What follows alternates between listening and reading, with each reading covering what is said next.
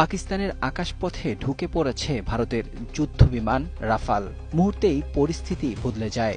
সামরিক ঘাঁটিগুলোতে বেজে ওঠে হাই অ্যালার্ট। আকাশে উত্তেজনার আগুন, আর মাটিতে নিঃশ্বাস বন্ধ করে রেখেছে পুরো জাতি।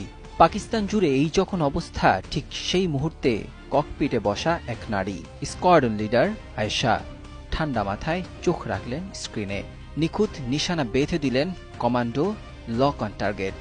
সেকেন্ডের ব্যবধানে পাকিস্তানের আকাশে থেমে যায় ভারতের আধিপত্যের স্বপ্ন। রাফাল বিস্ফোরিত হয় মাঝ আকাশেই। আগুনের গোলায় ছিন্ন ভিন্ন হয়ে পড়ে ভারতের রাফাল যুদ্ধবিমান। পাকিস্তান জুড়ে তখন আনন্দের ঢেউ। কারা বলেছিল যুদ্ধ কেবল পুরুষের খেলা, আয়েশা যেন সেই পুরনো যুক্তিগুলো মুহূর্তেই গুড়িয়ে দিলেন। পাকিস্তানের সামরিক ইতিহাসে তিনি প্রথম নারী যিনি শত্রুর যুদ্ধবিমান ভূপাতিত করলেন। এই ঘটনা যেমন সামরিক সাফল্য, তেমনি তা এক বৈপ্লবিক বার্তা। নারীরা শুধু ঘরেই নয়, দেশের গর্ব হতে পারে। আয়েশার সাহসিকতার প্রশংসা ছড়িয়ে পড়ে গোটা বিশ্বে।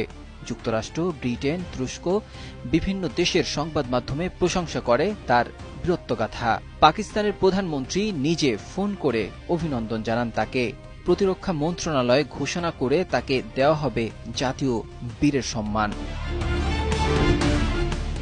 বিপরীতে ভারতের মিডিয়ায় তখন হতাশা আর ক্ষোভের ছাপ। ৫টি যুদ্ধবিমান হারানোর খবর ছড়িয়ে পড়লে দেশজুড়ে শুরু হয় সমালোচনার ঝড়। পাকিস্তান দাবি করে ৩টি রাফাল এবং ২টি সুখোই ও মিগ সিরিজের যুদ্ধবিমান তারা ধ্বংস করেছে।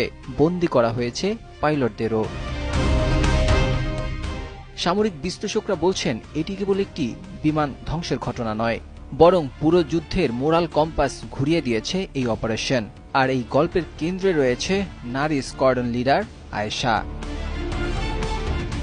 এই আকাশযুদ্ধ প্রমাণ করল যুদ্ধের সাহস, দক্ষতা আর চিতার মতো মনোযোগী আসল অস্ত্র। আর আয়েশা সেই অস্ত্রেই হয়েছেন পাকিস্তানের আকাশরানী।